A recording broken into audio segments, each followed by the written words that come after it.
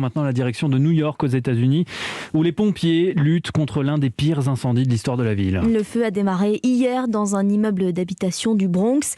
Alexis Guilleux, vous êtes notre correspondant. Les flammes et la fumée ont déjà tué 19 personnes, dont 9 enfants.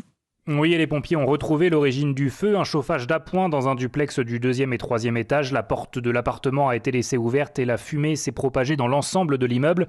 Des victimes qui tentaient de fuir ont été retrouvées dans les escaliers et à tous les étages. Le maire de New York, Eric Adams, s'est rendu sur place, marqué par l'ampleur de la catastrophe. C'est un moment horrible et douloureux pour notre ville. Les chiffres sont horribles. Cela va être l'un des pires incendies de l'histoire récente de New York. 200 pompiers sont intervenus pour maîtriser l'incendie. Le Bronx est un quartier populaire de New York. De nombreux immigrés vivaient dans cet immeuble. Plus de 60 personnes ont été admises à l'hôpital. Plusieurs sont encore dans un état critique et souffrent de sévères asphyxies. L'épaisseur de la fumée a même surpris et étonné les pompiers.